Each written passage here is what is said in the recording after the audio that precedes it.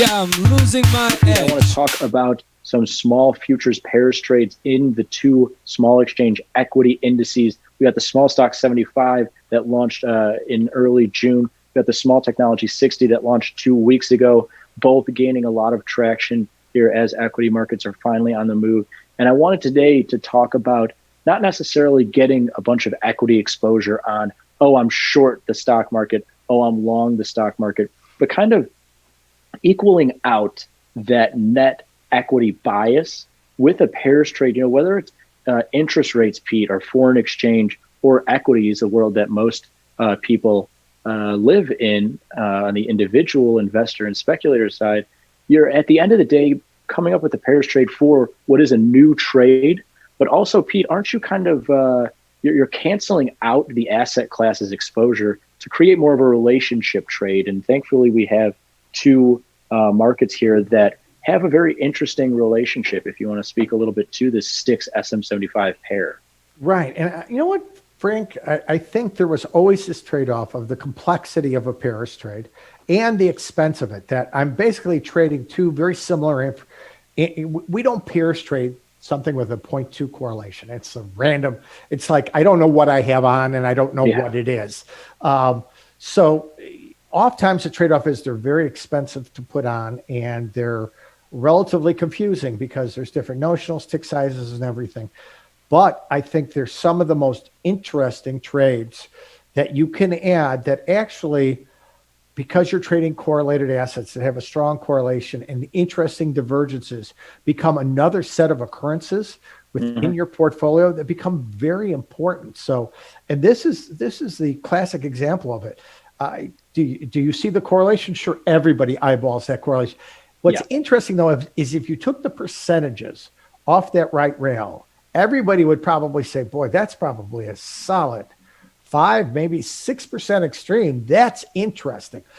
When you look at these points here of 30% and unchanged, and for other traders too, it's hard to suggest that, when you look at this, you can definitely see it. But I haven't sold the high. So if Stix with this pull off, it seems like, boy, it's hard selling this. I'm going to see a rip to the upside, and it's going to be painful for me. So how do I respect the new range, trade both sides of it, and feel comfortable that every time I sell Stix and it's not at its absolute high, I don't feel like, oh, I'm setting myself up to get my face ripped. This is what's really interesting about pairs, because you're adding the underperforming leg. But if you do get a little bit of bounce, it's going to slow down that pace of upside movement, especially at percentage extremes like this. So it actually becomes a tool to be more comfortable around trade location. And what's great is, and we walked through this previously, and we'll do it again, is the buying power on these pairs trades are not $34,000, but well under $1,000. And what's interesting is the math for tracking these. Whether the market's moving like it is or is moving in a, I don't know, we'll call it a more normal or constrained fashion, the math behind these on a one-to-one basis with equivalent tick sizes is something we've never been available to trade before. Yeah, absolutely. All of those advantages to trading pairs here, location, the small margins here, both of these products individually around $500 as opposed to most traditional futures in the thousands. Individually, that creates, when you pair two things together, that's thousands and thousands for one trade. All those things, great advantages. And then now let's nail in the idea here behind this individual trade, because what you're seeing here is that positive correlation, and correlation is just letting you know on a day in, day out basis, did they go in the same direction? And you're seeing the same direction throughout 2020 here, and that's going to get you to a correlation between these two products right now that's sitting at about positive 0.8. And the high end of that scale, remember, is just positive 1 even. And so it's pretty high up there, high enough for us to look at it.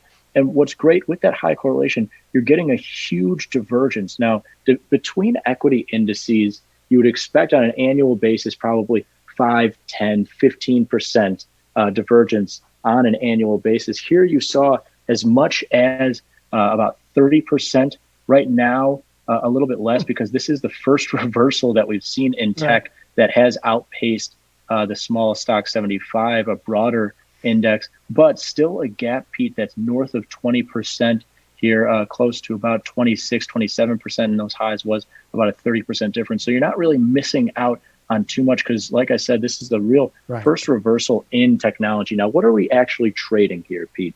SM75 is going to get you 20%, nearly equal exposure across these 5 sectors, whereas STIX is 100% tech. And so they offer very different trades individually, but they still have that correlation that's high, right? Because they're still stocks, with the news stories of the last week and the first, sustained sell-off in the stock market as a whole, everything is down, right? But these individual pieces, they move a little differently, and that's where the opportunity is.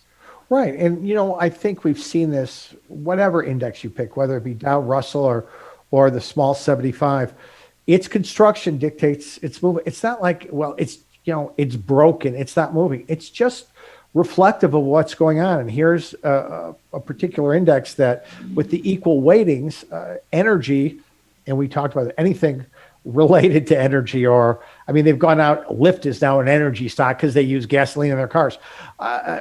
Everything has had such a tremendous hit on the energy side. So when you look at that, you take a equity index that's balanced across 5 key sectors. And this is not, rarely do we see equities at lifetime highs and energy struggling to get off of 40% lows. So that causes an index that really was a little bit trapped in place. That's fine. So we're not necessarily taking a big directional bias in it. But now we're seeing some of that, the rejection of technology at these 30, 40% gains. And now the idea that maybe there's a little bit of two-way risk in all these. I can't sell airlines to my hands bleed at these levels, and I can't buy technology to my hands bleed on the other side. So there's a little bit of resumption of normalcy coming into I'm so sorry.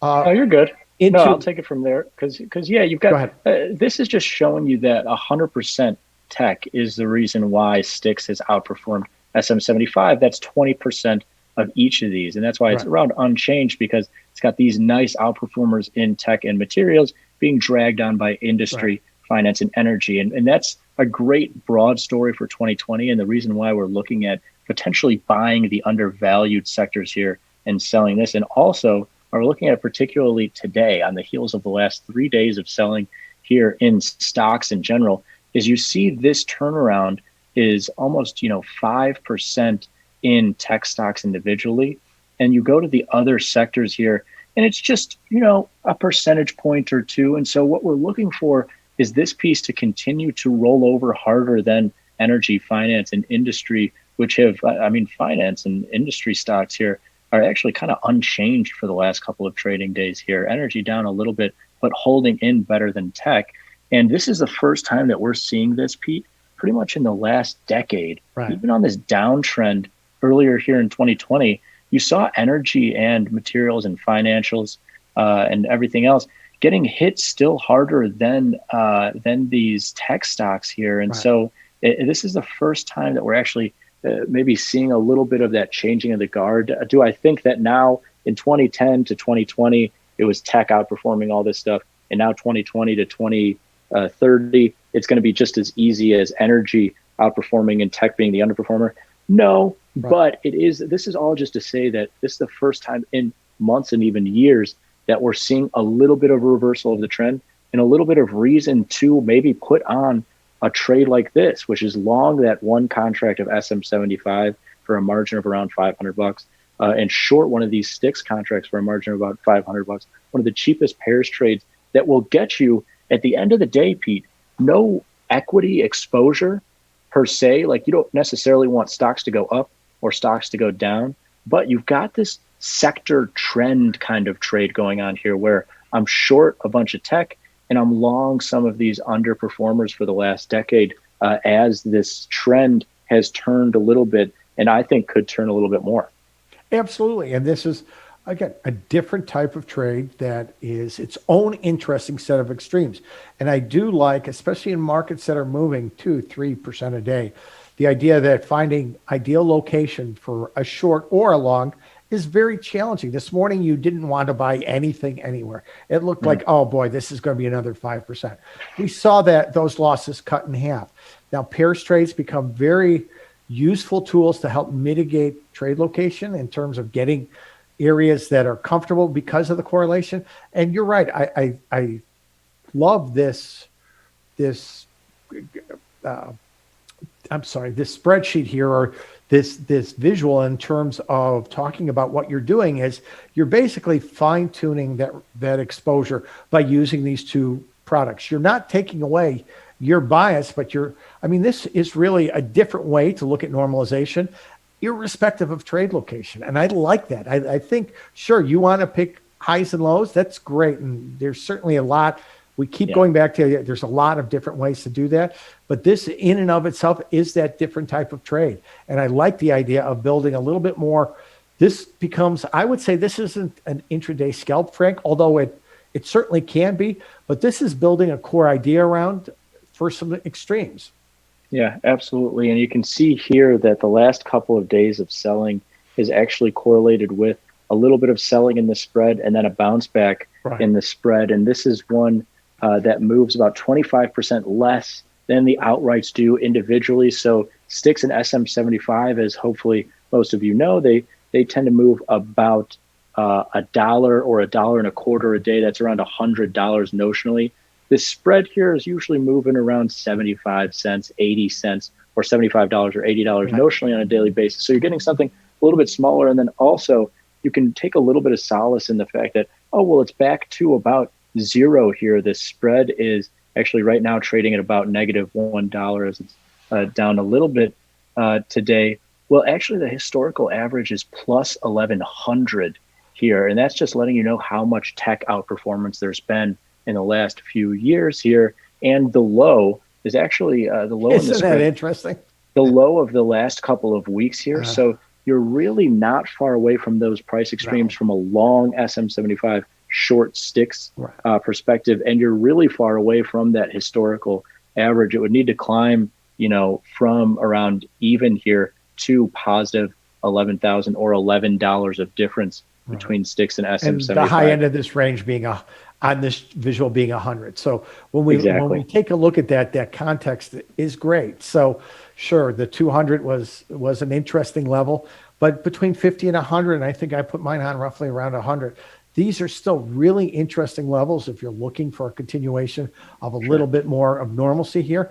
And, both of these become interesting scalping candidates. The one, I'm not going to put a caveat around it because I really do think both these trades you've got two different sets of utilities here, the pairs trade and then the outright scalps. Just be mindful that in terms of housekeeping, that if you're deciding to scalp sticks, you're going to gain and lose that pairs trade leg here. So you may sell sticks and have more sticks exposure than your SM75, and you may cover them on a dip and take some of that away. Just remember that you're not breaking apart that spread. You, at the end of the day, you want to make sure you have that 1-to-1 ratio back on, but that is part of just general pairs trading mechanics, because oftentimes I always get that question, geez, I forgot to put the leg back on and I missed out on my pairs trade. It's just part of the maintenance around if you do want to scalp one of the underlyings and maintain the core position. So just keep that piece in mind. But lots of opportunity here. And I think when you look at those percentage extremes, Frank, anywhere along that line, if the high end of that range wasn't 30%, but was 5%, we'd be talking about that as an interesting play. So these are unique times. They're unique products, great ways to take advantage of them.